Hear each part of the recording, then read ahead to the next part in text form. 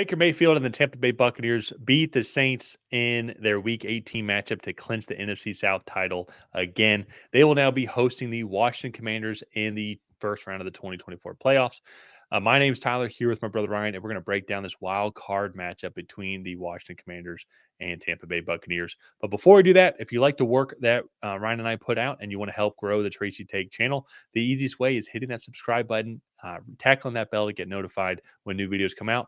And while you're at it, leave a like and a comment. Let us know who you think will win and why. And Ryan, this is one of two Week 1 rematches in the NFC wild card games that we have going on right now. Packers and Eagles also played in Week 1. The Commanders and Buccaneers also played in Week 1 as well. And unlike the prior game that's going to be playing here at 4:30 on Sunday, the Buccaneers and Commanders game is at 8 p.m.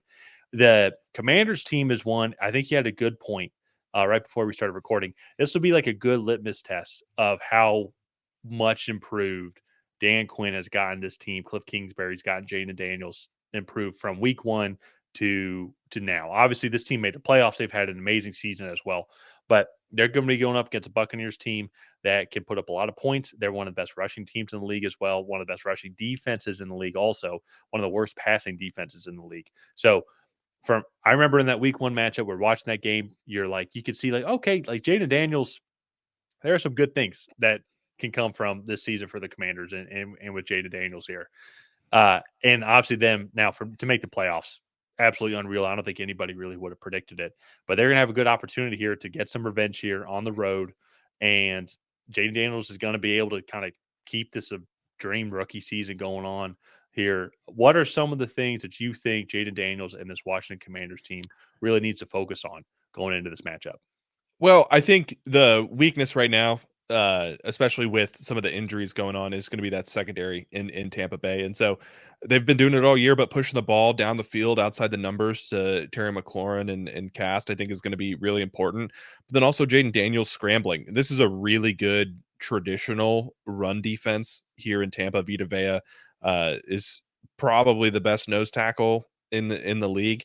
And I think if Jayden Daniels can manufacture some rushing yards and really have to kind of force the Bucs' hand to put an extra guy in the box, or maybe even like bring in a QB spy, I think that's going to be really important in this matchup for the Commanders, Mhm. because this Bucs defense, as we've seen, like maybe Spencer Rattler was able to take advantage of him a little bit with Marcus Valdez-Scantling not 2 weeks ago, but Dallas was able to do it. The Chargers not as they were able to do it in the first half, but like teams have been able to take advantage of this banged up secondary a little bit, and so I think that's going to be really important for them. And then if I'm Tampa, you're the better team. Come in here, treat the Commanders like the wild card team that they are, because they have shown some inconsistencies, especially on the defensive side of the ball throughout the season. Baker Mayfield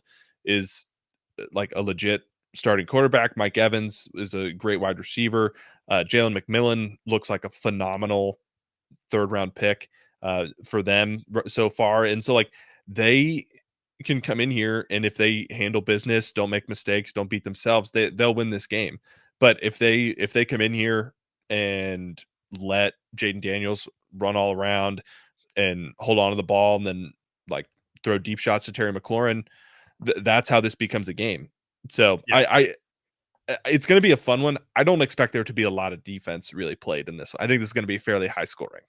Well, it's going to be unique here as well because it's what statistically, and I think this backs up what the Commanders don't do as well is throw the ball. So I think Jayden Daniels has had a great career. Or sorry, a great career. Sorry, had a great season, great career so far. Yeah. Him and Terry McLaurin have clearly striked a great connection, one that teams are going to have to worry about over the next several years for sure. Zach Ertz is having a good season so far, and there's other good guys there as well, but I'm not too many guys I think that could really scare you. But that being said, though, I think it could scare the Tampa Bay Buccaneers because nearly every receiving room has scared the Tampa Bay Buccaneers secondary. They're 29th overall in passing yards allowed, averaging 243.94 passing yards per game. But then this is where it's interesting. On the flip side, though, they're fourth in rushing yards allowed, averaging 97.82 yards per game, and that's the strength of this Washington. That's the strength of this Washington team. Now, and on the flip side, though, it's the Tampa Bay Buccaneers offense is just excellent throughout. Third in total yards, third in passing yards, fourth in rushing yards. While the Washington Commanders team, they are third actually in passing yards allowed, but 29th in rushing yards allowed. And so that's where, to me, how I see this game playing out is that the Commanders are going to want to keep it close. They're going to have to get a lead early on. So that way, then Baker Mayfield and the Tampa Bay Buccaneers offense, it might actually have to resort to throwing the ball sooner than they would like. Yeah. Because I could see if Baker Mayfield and Bucky Irving and this Tampa Bay Buccaneers rushing offense start steamrolling, because they've been one of the best rushing teams in the league, and that's been probably one of the biggest turnarounds that we could talk about all season. But you go look at their performances since their bye. So they had their bye in week 11. So since week 12, 156 rushing yards, 236, 152, 223, 134, 202, 179. And if we go look at what Washington has allowed, it's probably going to be somewhat similar numbers. So since their bye, they had 69 rushing yards allowed in week 15, and then 211, 126, 150. So actually pretty improved. They went on a decent stretch there around their bye where they averaged less than 100 rushing yards. But in general, though, they've given up a lot of rushing yards. And so that's going to be the key, I think, for Washington. Jayden Daniels is going to have to come out very quick, exploit this Tampa Bay secondary. Washington defense is going to have to get a couple stops, and then Commanders going to have to go on a little bit of run. I think make Tampa Bay one-dimensional, because even then to that point, though, Tampa Bay Buccaneers still have a really good passing game. Baker Mayfield's had an amazing game. You mentioned Jalen McMillan as well. I think Jalen McMillan is making Chris Godwin going to have to leave town, because Chris Godwin's going to be a free agent at the end of the year. And Tampa Bay's like, I don't really think we need Chris Godwin anymore because we got Jalen McMillan. And nothing against Chris Godwin. I like Chris Godwin a lot. Well, he's going to be expensive, and you got a guy that can match the production, and if not, maybe do better. Exactly.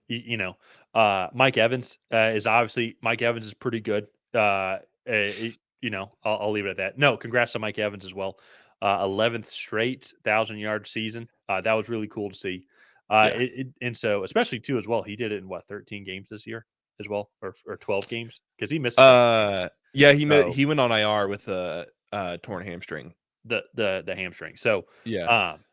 There's a lot of different ways this Tampa Bay Buccaneers team can beat you, and that's what makes this offense extremely scary. So Jayden Daniels, Terry McLaurin, they're going to have to go out quick, going to have to get a lead early, make them one-dimensional, just so then Tampa Bay can't really run the ball down their throats, because they're one of the best rushing teams in the league. Mm-hmm.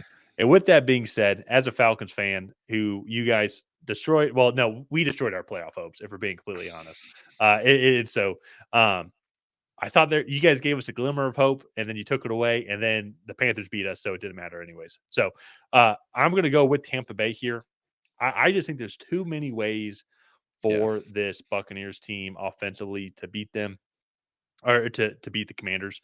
The Commanders, I think, are going to have a little bit of a tougher time running the ball than normal for them, with Vita Vea up front, Yaya Diaby on the edge.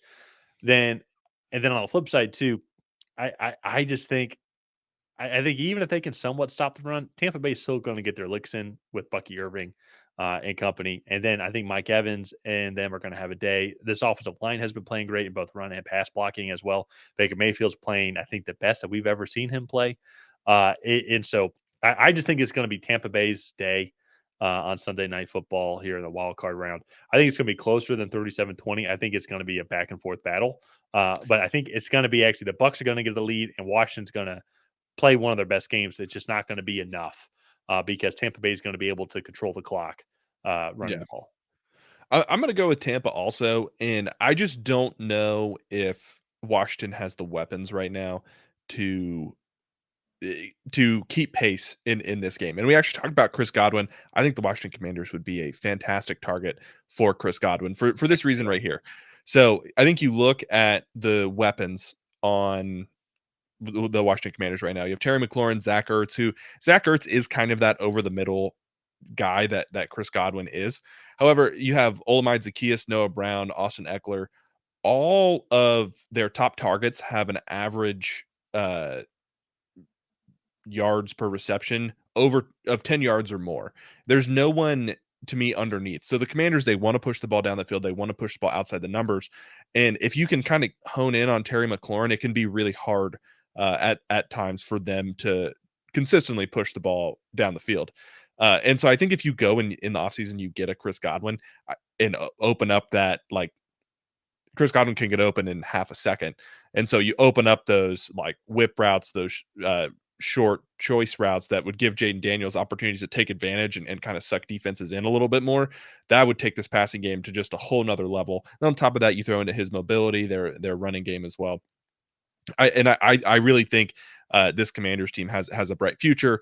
It's just right now the lights are a little bit brighter in Tampa, and I think the Buccaneers will come out ahead in this matchup. But I think, like I said at the beginning, I think it's going to be high scoring. I'm going with like a 42-35 type of game. I think it's going to be that high, that little defense and that much offense. Yeah. So it's going to be a fun one. This will be a wrap up a good day of playoff football. Oh, yeah. So let's go ahead. Let's wrap up this video here. If you guys have not already, please go ahead and like and subscribe. That is the best way to help out the channel. While you're down there, leave a comment on who you think is going to come out ahead. Will it be the Washington Commanders? Will it be the Tampa Bay Buccaneers? And other than that, we will see you guys next time.